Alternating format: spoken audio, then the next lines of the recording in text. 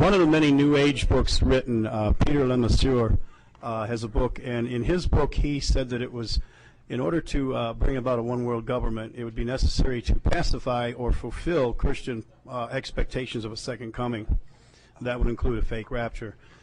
Within the UFO community, there's two different mentions of evacuations, and it's based on a philosophy called theosophy, which is the complete umbrella of the entire New Age movement. It's based on the idea that the Earth is a living organism. It's going through different cycles of destruction and rebirth. As we're going through this next cycle, they make the statement that it's important for life on the Earth to be in harmony with the Earth changes. They make the point that if there's enough of a group of people that are giving out negative vibrations, just like the tectonic planes are rubbing and creating earthquakes, that these negative vibrations will cause all kinds of ecological disasters on Earth in this transition. There's a setup right there against Christians, because any Bible-believing Christian is going to resist theosophy and any other form of New Age movement.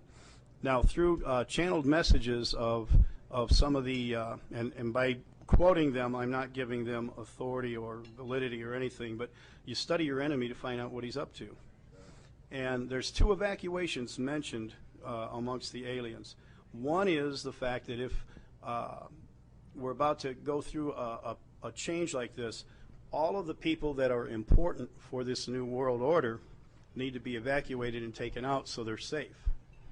The other evacuation is an evacuation that those that resist the movement, if it becomes critical to where there's a lot of catastrophes going on, it may be necessary to remove them for the safety of everyone else and for themselves. As John White says, it's better for them to go into spirit into another dimension where they'll be happier. That sure sounds like a final solution answer to me, and it should be a very much concern to every Christian.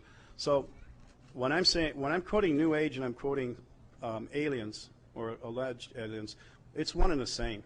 And it even goes to, I can quote the same strategy out of Mein Kampf, but that's another order. But there's a lot of a continuation going on here that started back in the 40s.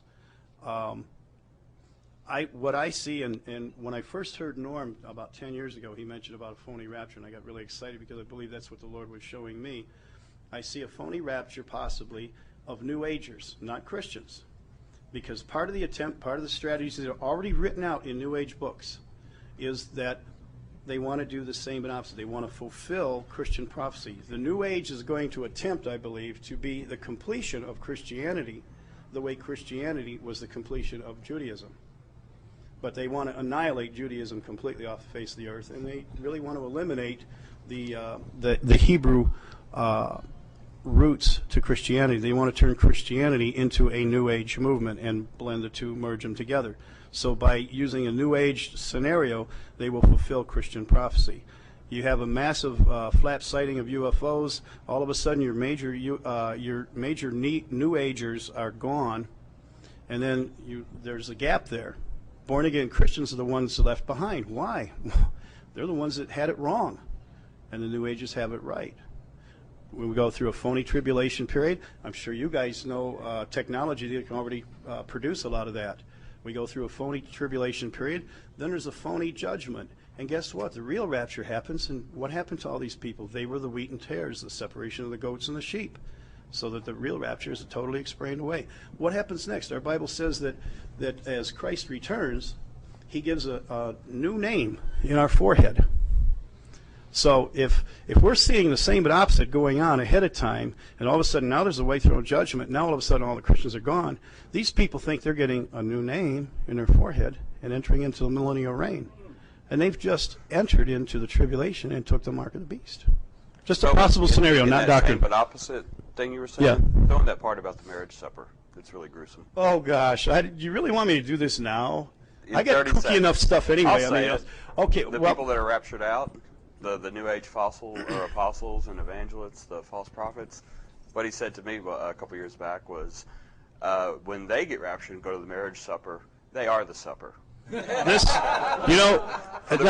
on a serious side, this was from a dream I think the Lord showed me, and it was horrible. It wasn't funny. It was sad, but in the same but opposite pattern. John Lear made a statement about grays one time, saying they were eating us. I'm comparing the grays to the nakash, the Hebrew nakash that eats the dust of the earth, made it crawl on his belly. Totally different if you look at it from a 21st century perspective. But the word dust there is the genetic material that we were made out of when God took the dust and made it. There may be a connection there. I think there is. The sad thing about it is when we are raptured, yes, we go before the Lord and have a marriage supper of the Lamb. I think through this dream what the Lord was telling me is they go through a rapture. They are the supper for the beast. And that's a sad commentary for them. That being the supper reminds me of the movie, not the series, the movie V. Did any of you see that? Absolutely brilliant. Holly and I have tried to track down the author of that because there was so much symbolism in there. They were saved by the blood and everything. Just unbelievable. However, having debated with some of the New Age movement over the years past, some of the leaders of it, in one particular case, we debated this rapture issue, and I'm trying to remember the guy's name from Findhorn, David Spangler, and we certainly squared off. Let me tell you what, it was a tense moment. I was in the Theosophical Society debating him on his turf. He finally called it a draw and said, right, and we looked across the gap at each other, and he says, I know who you are, and I said, I know who you are, and eye to eye, right? So we did square off there. But what he said was interesting. He said, your rapture, it will come, but it's going to be taking you away and all your people to other incarnations so you can get your vibes straight. We will remain here. Now, that is possible to explain it that way, and then continue as saying as the, what's that, that UFO crowd, Holly, the one that talked to us down in New Zealand, right, yes.